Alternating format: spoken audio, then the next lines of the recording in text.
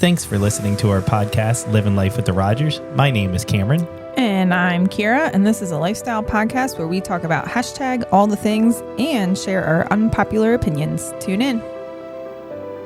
Hello, and welcome to Living Life with the Rogers. I'm here with my co-host, Kira. Hello. And we're excited to bring you part 2 of Church Hurt. We're going to dive into it a little bit more, talk a little bit more of our reflections of the original podcast and kind of what we've learned since we've experienced some church hurt and where we're at now. When did we record the first one? Like year and a half ago, probably. So, was it 23? Yeah, it was 23. Time's a blur, so that was a whole lifetime ago was when we did that. So it'll be kind of cool to catch you all up more. So it was almost 2 years ago we started doing this. We're getting old. I don't have that many episodes to show for it, but you know what? I think we should called perseverance. I think we should say what sicknesses have occurred since our last podcast. Let's see. Norovirus. Well, it's just stomach like bug, right? Basically, it's everything. It's just life. It's businesses. It's kids. It's homeschool. It's sports. It's chores. Do I need to keep going? We have time. Everything. We have no time. Okay. I thought we had we have no time, but on the podcast, we always have time. So we've been a little bit busy, but we're back. One thing that just happened recently was the Grammys. Let's explain our situation. You don't like to watch the Grammys. I like to watch the Grammys. And I like to watch the Grammys because first I need to stay relevant so I don't age like in a bad way. Like I hate people are like, oh, I'm like, come on, stay in touch. Stay in touch with reality. Of our most ridiculous reality. Not saying that like I have to agree with everything that's happening but I like to just know what's going on out in the world. And two, does the Grammys give you a sneak peek into the world? Like, I mean, where in the world? Wait. When you're walking to your grocery store, affects a lot. Okay, so you're telling me you're going to like what Lidl or Aldi's or whatever these places are. I don't even go to the grocery store and you see anymore. This kid with a house on his head, and that's like what? I don't even have time to go to the grocery store. Oh, and actually, let me give you directions. So you're looking for where the Dunkin' Donuts is. So you turn right. You're going to pass the Pink Pony Club, which is over there to your left. Don't get distracted. I do go to the Dunkin' Donuts, so I do know where that is. Like it's not relevant for life. Come on. No, Hollywood, whether you like it or not, influences society and culture. Again, I'm not saying I agree with everything that happens there. I disagree with a lot of things that happens there, but it still influences our world. And anyway, the fashion is the main reason why I watch. I love to see the outfits. Yeah, I'm gonna wear a house on my head. That was my highlight. Best outfit by far. I just love that he committed to it the whole time. Like he did not take that off his head. He wore it the whole show. Yes. Oh my, that's incredible. It's Will Smith and their son, right? Jada Pinkett Smith's son. I don't know who you just said, but yeah, it's Will Smith's Jaden Smith. Yeah, it's Will Smith. Okay, so you're telling me he wore it for the whole 3 hours? Mm-hmm. That's incredible. Yeah. Okay, let's just applaud that. Fantastic. He was committed. Taylor looked stunning. Of course, I loved the little T detail hanging on her thigh. It's so cute. Now, can she do any wrong? I mean, what outfit would she have to wear for Swifties to be like, I didn't like that? Well, if she pulled what Kanye's wife pulled, then you would go too far, T. So too far. So she could do wrong. But are you sure? But what if she did that? But she's classy. She's never gonna. If she did that, the Kanye thing, then but if she did it, dude, but we would be concerned. We'd be like, something happened, something's wrong with our girl, right? Mm-hmm. Like the Swifties would be like sending all the popo there to like check on her. Like it would be like something's wrong if she showed up like that. Which also, I think something's wrong with Kanye's wife, but. Yeah, that's a little weird. Well, that was bizarre. And meanwhile, I'm down. We split up. So you were in our bedroom watching the Grammys. I made the wise decision. A lot of people are going to disagree with me, but I made the wise decision to go on the main floor and watch NASCAR, which is the Busch Clash, which was fantastic. So no, I did not see anybody wearing houses on their heads. No, nobody was getting butt naked in front of the cameras. It was just cars going fast. It was my kind of speed. Bizarre. And I'm in the camp that like, the Grammys call was just making up for Beyonce not winning past awards when she should have. I don't understand how she beat the Tortured Poets Department, even if people want to say, oh, it wasn't her greatest album. Like if you look at the numbers, it was the most streamed album of last year. And then also behind her was Billie Eilish, and she didn't get it either. And it's like, I don't it just didn't make sense. I'm on Camp Eilish. I think if I had to pick who should win, we're talking about the whole record album of the year, whatever it is, the finale.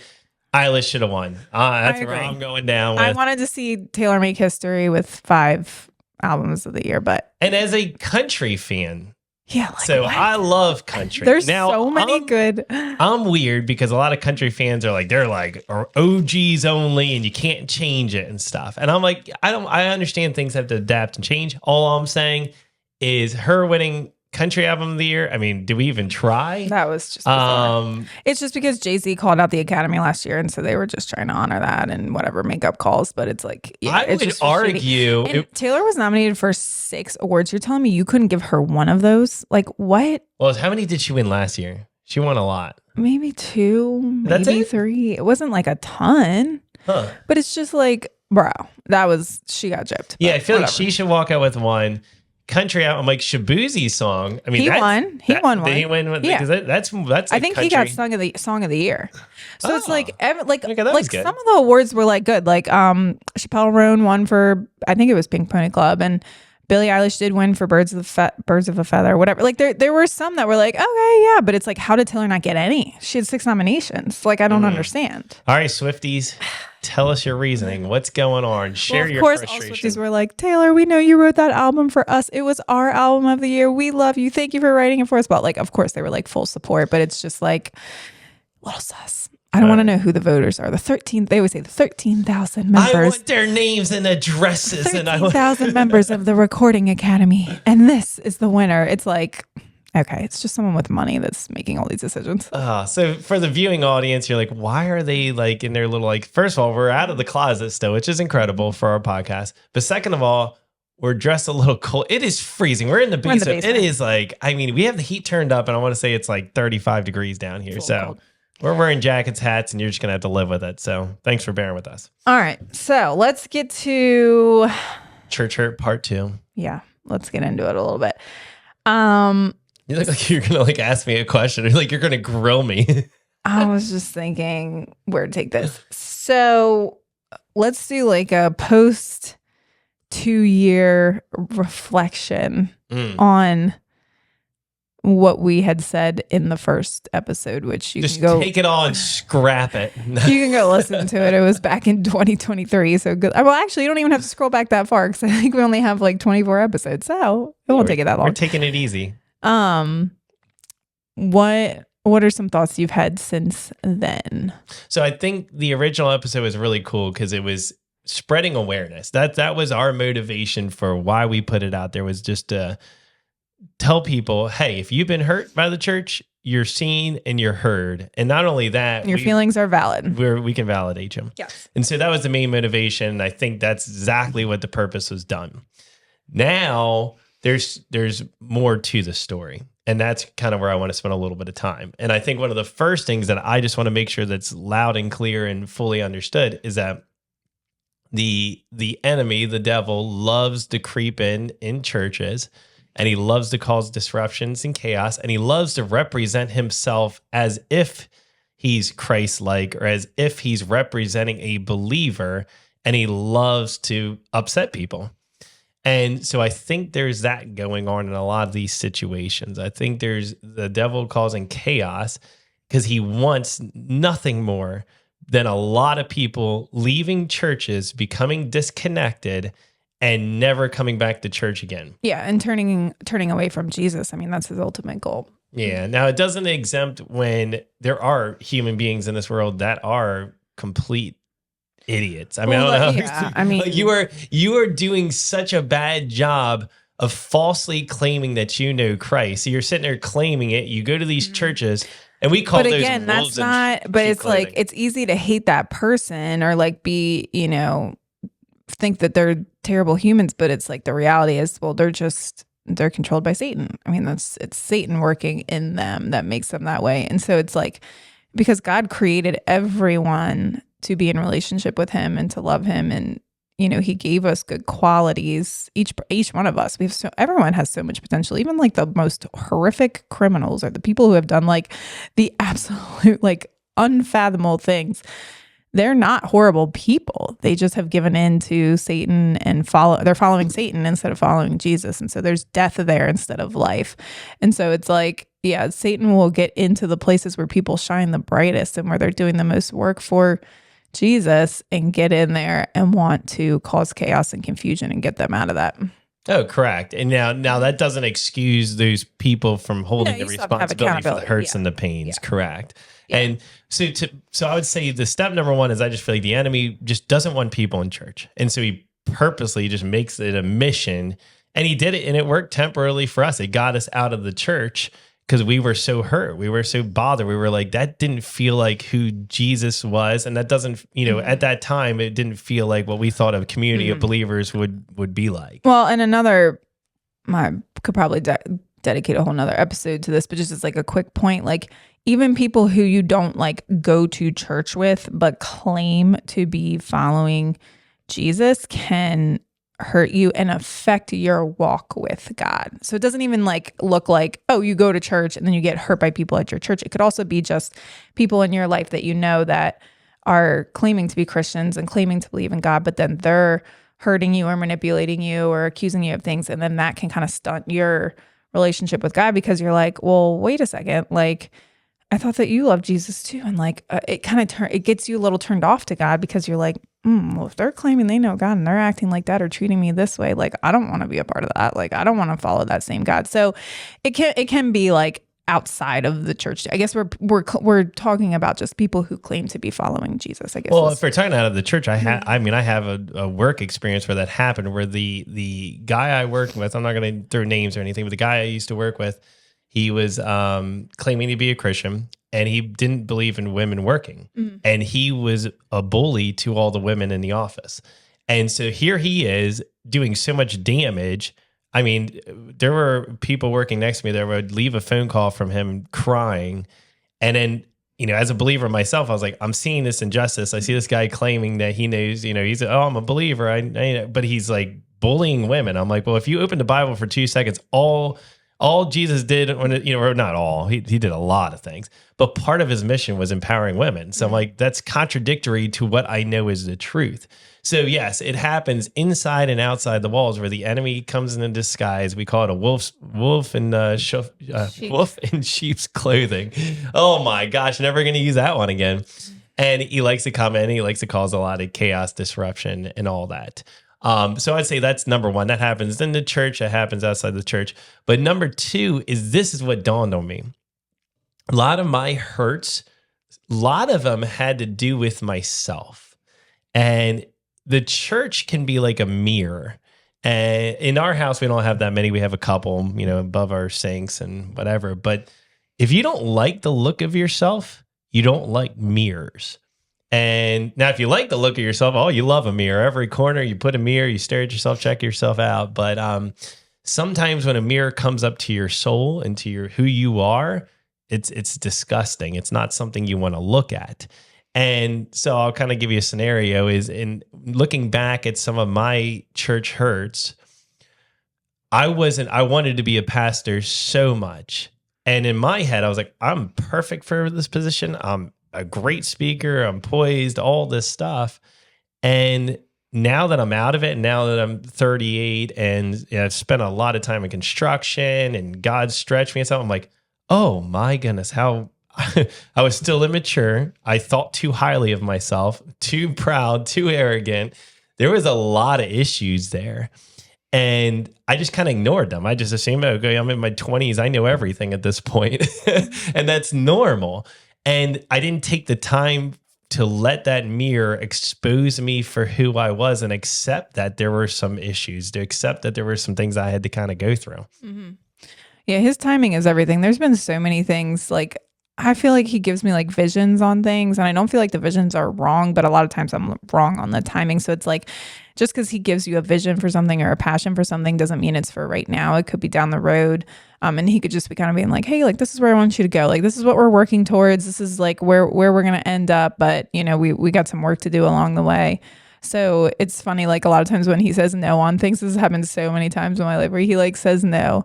And I'm like throwing a hissy fit. I'm like, what the heck? Like, you don't love me. Like, you don't, don't you want me to be happy? Like, I know you have this for me. And then he's just like, oh, silly little girl. Like, it's just, you're not ready. Like, it's not for now. So I think that we can look back at some of her church hurt experience and be like, yeah, it was painful in the moment, but it was just God saying like, no, not now. You're just not ready. Like, I know what's best for you. You need to trust in my timing, kind of thing. Oh, correct. And in every single instance, it's funny because in the moment, I remember thinking those people are the problem. It wasn't me. I wasn't the problem. I did everything I was told to do. I was right. I mean, and I wanted to make sure that was the answer. I wanted to make sure that was it. I was like, yeah, that is it. I was doing everything right. They made mistakes. They hurt me. And that's the end of it. And I feel like that's a young thing too. A young person's problem is like, they never have problems. It's everybody else is the problem.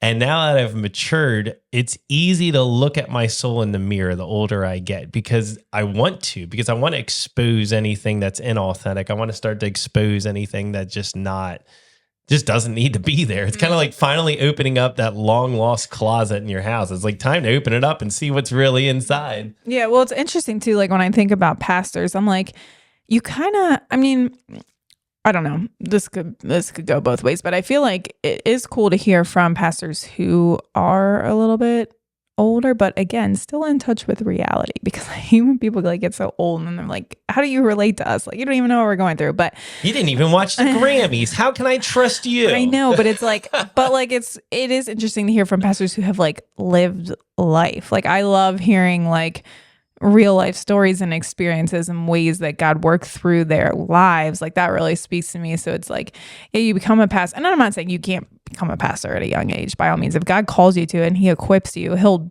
give you things, examples to teach on and all of this stuff. But it is cool to hear from pastors who have like lived life before they start preaching. Cause you're like, wow, these are some really cool stories. Like I saw how good God was working through it, through those stories. Mm-hmm. Oh, and that's the timing piece for sure, is that God has a time and a place for everything.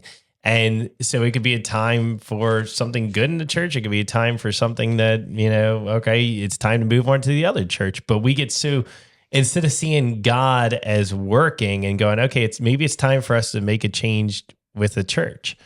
Instead, we're so focused on the situation. God might be using that situation to help promote the change, and we're seeing the resistance, and we're just upset at the situation and not seeing what God's doing. We're missing the mark, basically. Yeah, and I think too, it's like before you just up and leave a church or a community, like it's important to really try and resolve a lot of these issues. Again, we're not talking about like extreme cases of abuse or manipulation. There's no place for that. But I feel like we're so like easily offended these days. And like, it's like, okay, can you at least try to talk through this talk through the problem, come up with a resolution, give each other some time and grace to fix the issues before you're just like, oh, she hurt my feelings, I'm out. It's like sometimes you got to stick with it. Aren't we seeing that less and less in society? It's more of just like, oh, I don't talk to them anymore. Why don't I talk? Well, one time we had this fan and they were a jerk. And it's like, well, did you ever tell them they hurt your feelings? Yeah. Well, no. Okay. Well, do you feel like you need? Well, no, I just haven't talked to them in 2 years. Okay. I mean, if that's how you, and that's the enemy. That is the enemy. So to your point, okay, you experienced some hurt. This is the checklist that now at 38, what I would say is a better way. Them or me? Yeah. Well, I would start. No, start with yourself. Yeah. Just already start there. Don't worry about anything with them. Go to yourself. What's going on with you? What are you feeling? What's it bringing? Is it bringing up some insecurity that you buried deep into your closet? Is it? And that was for me. I thought I was equipped. I was 20 some. I was ready to pastor and take things over and. I mean, there's some pride and arrogance in that. And there was a little bit of a know-it-all-y kind of attitude that was creeping in. And now, I've been in construction for 7-8 years. That'll teach us something. Raising, back then we had a newborn child. Now I have 4. Well, that'll teach us something. And so I can see now, I'm like, oh, there's a lot of things at play. I didn't look at myself first. I just got mad at other people. That's a problem. Then when we did that, we kind of wanted to withdraw, but thank God when we went through some of the church hurts, we did bring people to our table.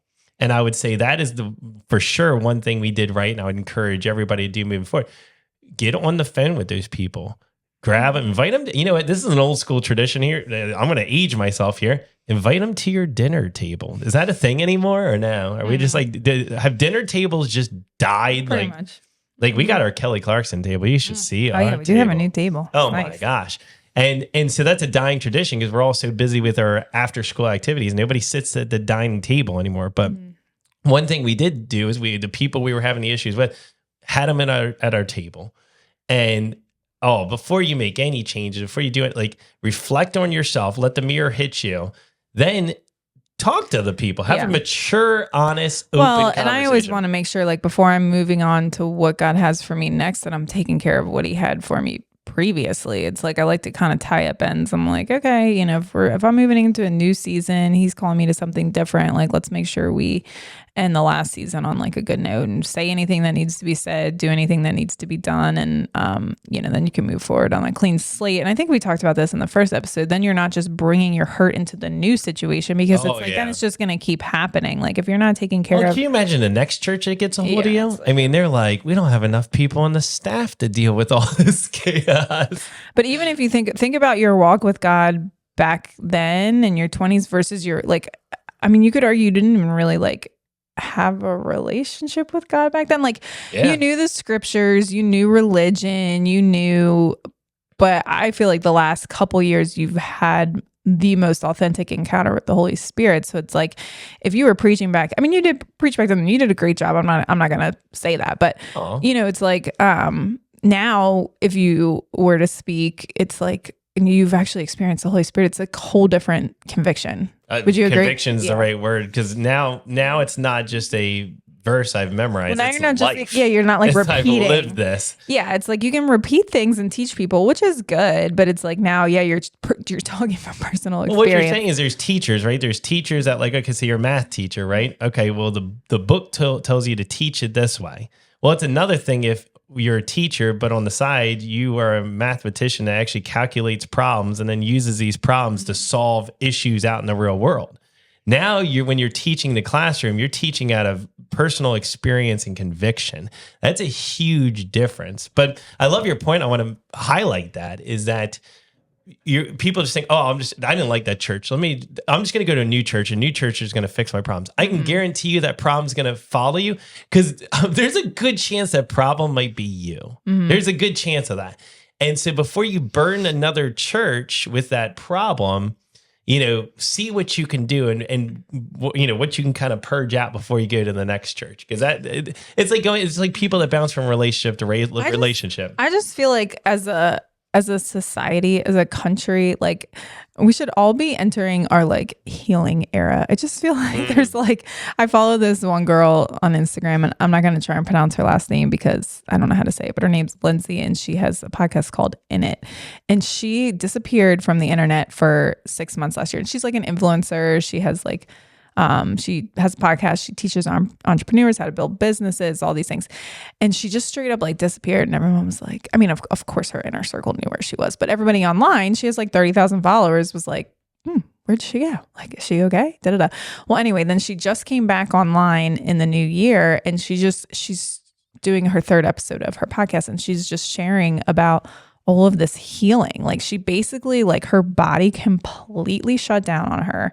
Like she was just like completely broken, all this stuff. And she went through this like intense 6-month healing season. And so now on her podcast, she's sharing about all of the things that she experienced, what she did. She had her counselor on. She's talking about health. She's talking about all sorts of stuff. She's talking about spiritual healing, emotional healing, mental healing. It's really good. But anyway, I'm like, man, I just feel like that is what like everybody needs. Like everyone just needs to be like, you know what? This is my healing era. I am going to look in the mirror. I'm going to sit with myself. I'm going to get real about my childhood traumas and all the ways I've been hurt. And I'm going to connect with my spiritual life. And I'm going to, talk to myself in a positive manner. I'm going to take care of my body. I'm going to move my body, all these things, because healing is holistic, and like, just do it. And like, I just feel like as a country, we would be like so much better off. You just solved it all there. I know. So I would like to land us here and kind of go into our unpopular opinion for church hurt number 2. If it's okay, I can kick it off.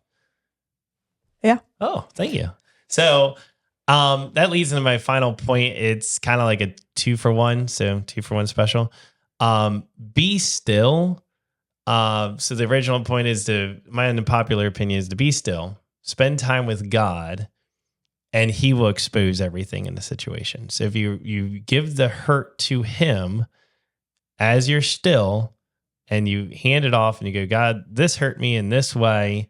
You can say I'm raging mad. I'm upset. I'm so broken. I'm going to pause you. Okay. Let's just say that you're someone and like, maybe you've had experience with church. Maybe you've had experience with spirituality. Like maybe you haven't. Maybe you've never even. If you're like at home, because you don't have to go to church to experience Jesus. You can experience him anywhere you want. That's the beauty of the Holy Spirit. At the Grammys? Yeah. Wow. I bet you some people had him there in their hearts. Nice. Definitely at a NASCAR event. Definitely.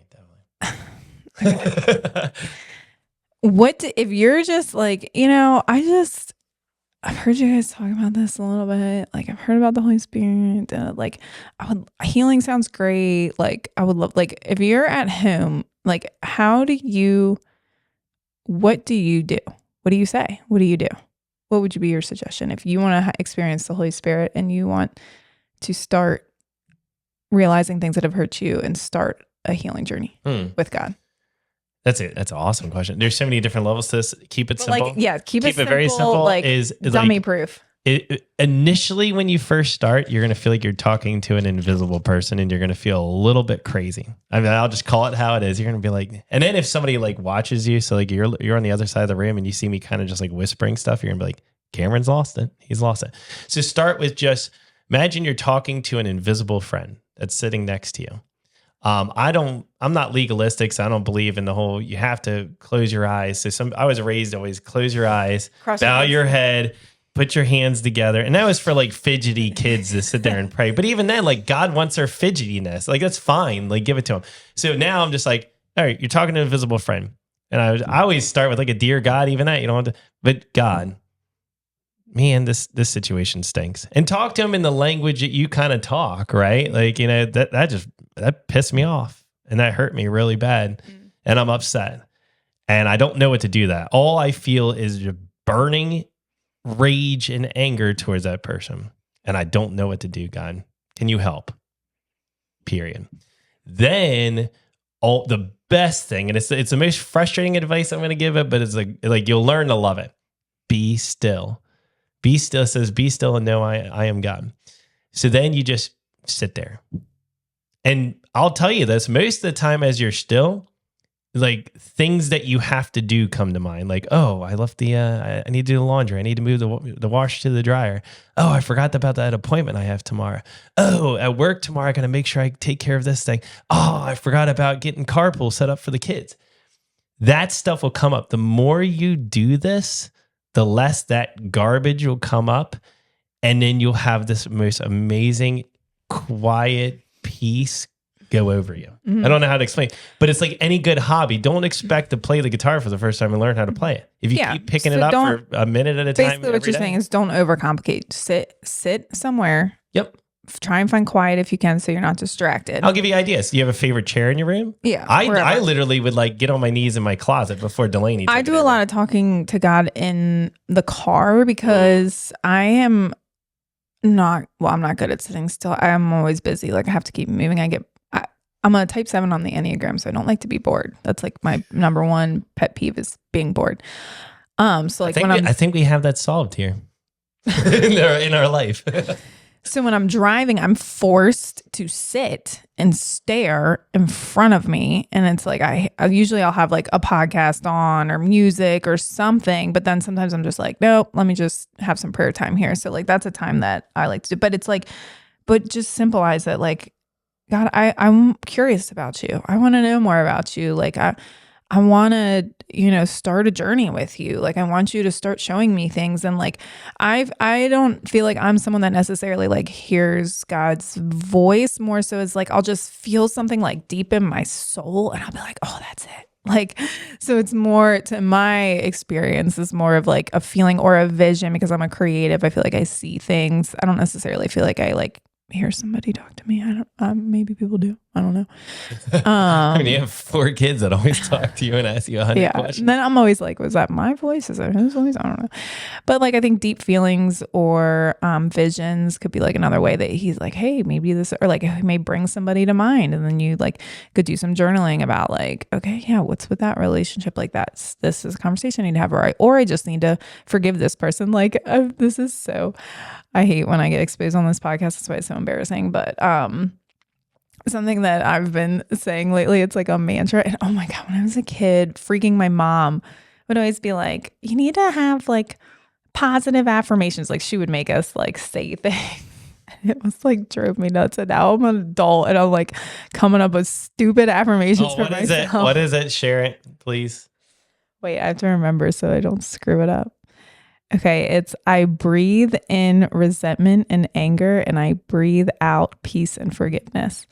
So as I'm like on more of a healing journey this year. Last year I was just trying to keep my head above water because we were so busy. Not doing that this year. So I'm trying to heal a little bit more this year. And so that's been like my mantra. So anyway, that might help with like, if someone comes to mind and you're like, okay, I'm going to start saying this to myself whenever I think about that person, when my blood starts boiling. So yeah, so I think it's like, keep it simple and just start to like explore what that might look like. That's beautiful. Yep. And so this is the year where we take all our church hurts and we heal them. We start towards the restoration. We heal. Our healing era. And that process starts with this being still and giving it to God. That's where we start. What about you? What's your unpopular opinion? I had one. Are you bringing back mantras maybe? Oh. Is your unpopular opinion you should have a mantra for everything? Sometimes in the church it's like, oh, that's like hippie stuff, or that's like, I don't know. I don't know if mantras are like a common Christian practice. I mean, we would just say like memorizing a Bible verse and then you just repeat it, Yeah. So I mean, if you want to hug a tree, go ahead. Maybe it's more of like, it's like a prayer. It's like a mantra, but it's like a prayer. So it's like a prayer to God. Like I feel resentful and angry, but I'm trying to I want you to help me replace those feelings with peace and forgiveness. So it's like a prayer, kind of like to him, like, take these feelings from me, this anger and this resentment, and give me feelings of peace and forgiveness. So it's mantra, prayer. So that's your unpopular opinion, is to bring back mantras and prayers? Yeah, I think I like hit all my points. I don't really have any other unpopular opinions. No, I'm not here to judge your unpopular opinion. I think people like the mantra. I think people are going to respond and I kind of want to poll the audience. I kind of want to see what's out there and be like, is the mantra, do you find yourself throughout the day proclaiming something positive over yourself? I know people who like do it with their kids and it's cute. Like I used to, we had one with Callie for a while, be brave, be bold, be kind. And we would tell her that like every time she went to school. So we've toyed with the mantras. I wouldn't say like we're like consistent or we're like stuck with one for like a certain amount of time, but I feel like over the years we have come up with some things to try and infuse some positivity into those little minds. God knows they need it. Amen. We all need it. And so just to review, church hurt part 2, when if you've experienced any hurt, understand number 1 is the enemy behind it. And I would go as far as to say, pray against the enemy, pray peace over it. So it's kind of complicated, but it's very simple. You're just going to go, God, please protect this relationship, protect this hurt. I give it to you. I don't allow the enemy to have a hold of it. So that's number 1. Number 2, always check the mirror, walk by the mirror. And, in some cases it is black and white. That has nothing to do with you. That was just hurtful and it came out of left field. You didn't warrant it, deserve it. And I'm not, I don't want to say that's what it is, but check the mirror. What is God doing in your heart? What's happening there? And then, where can you grow, which is kind of, part 2/B, where can you grow? And then let's get back to the dinner table. Let's get back to inviting these people. Let's be people that don't run away from it. Confrontational. Let's be amen. Sister. All right, maybe that's my unpopular opinion. Oh my! The church is so freaking passive. Be a little confrontational. Have some conversations. Wow. Now, don't be disrespectful. There's a difference. We've been having this conversation with a certain person in our home who is entering her preteen years. There's a difference. I wonder. Between sharing your feelings and holding someone accountable or versus like just being rude, like being disrespectful. Like you can tell someone, hey, this hurt my feelings and I would like to have a conversation about it to see if we can work on like, maybe you could talk to me this way or we could do this differently. But there's not like the eye rolling, the name calling, the slandering. So filter it through the lens of love. Like I think people think that confrontation has to be like aggressive or inconsiderate or nasty. People watch too many like daytime television things where everybody's arguing it or one of these like court if shows. If you don't know what to say to someone, literally just be like, hey, can we talk real quick? I just wanted to share something that hurt my feelings. And it's like, who's going to get mad about that? Oh, and we use the I feel language. I feel. So let's I feel, and then say how you feel. Yeah, instead of you did this. If it wasn't for you, I'd be this. Well, when you do that, you automatically shut people down. Like if you start accusing, it's like they don't want to engage in conversation with you. So get back to the table or call people up. Start with the I feel. So I feel this certain way, right? And then finally, you just continue to keep spending time with God in that prayer. Keep it simple. Stupid simple is my philosophy. Yeah, because maybe like right now it's like it's just too much to get to church. It's too intimidating. It's too unknown. It's just like the thought is just like you're not there yet. And it's like, cool, no problem. But like you can experience Jesus in your closet. So, but I will say this. Fight for getting into church. I mean, and let me, what's so funny? Let's just call it how it is. We're talking about two different audiences. Probably. I'm talking about someone who maybe has like never even been to church. I'm like, give it a shot. Give it a go. You know what's so funny is every Sunday we get the kids. How many times do we get the kids out the door in a week? How many times? All the stinking time. Then Sunday, we'll be like, oh, we have a day free. Let's try to go to church. What always happens? Tantrums. I can't find my sock. I got a fart. You name it. Yeah. Oh, the sky is too cloudy. Oh, this. And again, the enemies, that's our number one thing. The enemies are always out to get you. The enemies are always out to keep you from going to church. You're pro go church. I'm not saying yes. We need to make I'm pro find a right church, but yeah, I'm 100,000% because if the enemy's trying to tell you not to do something, I want to do the complete opposite of that. So if he's saying don't go to church, there's something special about a church. We need to get back in church, but I'm also saying don't be afraid to explore your spirituality in your closet. That's it. Oh, 100%. So you're saying have church in the closet. I'm saying have both. But that's, you know what? Sometimes that's just like, it's too much. It's just like, it shuts you down and that's okay. Start somewhere. So start in the closet and then go to the church. Yes. I like that. I can rally behind that. So, all right. Well, that's a wrap. Church hurt part deuce. Are we doing part deuce or part two? Part two. Where's people spoken? Yep. Okay. We thank you for listening. We're so excited to get back with you, and we're excited. We got some kind of cool things up and cooking behind the scenes. Oh, well, we just got to tell the people that so they stay engaged for sure. So thanks for listening. Bye. Thanks for listening to Living Life with the Rogers. You can find us on Instagram at Living Life with the Rogers Family. We'd love to post on there and hear from our followers. If you would like to hear future episodes, make sure to follow or subscribe to be the first to know when a new episode is released. See ya.